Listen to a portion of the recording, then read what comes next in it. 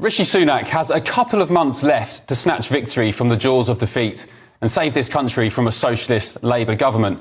But if he thinks getting the Rwanda bill through Parliament is going to be his saviour, I'd suggest he's very wrong. We're going to get this bill passed, and then we will work to get flights off so we can build that deterrent, because that is the only way to resolve this issue. If you care about stopping the boats, you've got to have a deterrent. You've got to have somewhere that you can send people so that they know if they come here illegally, they won't get to stay. It's as simple as that. The bill is the way we're going to deliver that. I frankly couldn't care less if the Prime Minister does manage to get planes off the ground with illegal migrants on board. Despite what he says, it's not going to be a deterrent. Migrants themselves waiting in Calais to cross the Channel have said as much.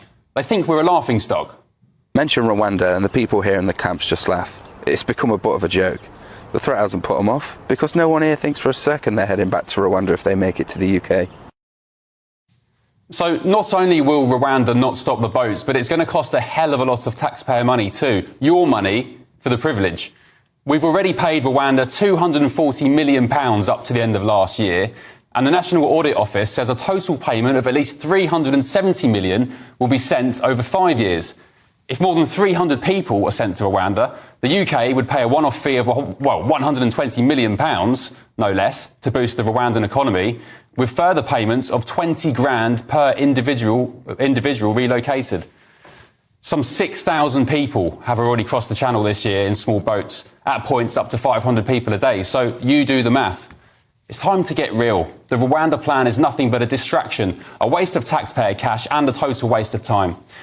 So I make the case that if the government was serious about stopping the boats, they'd take a leaf from our friends in Australia who solved the problem overnight in the mid-2000s. Former Prime Minister Tony Abbott bravely committed to intercepting boats in the water, and guess what? He swooped to election victory for his efforts. Our policy involves turning around boats where this can safely and practically be done. My friends, thank you.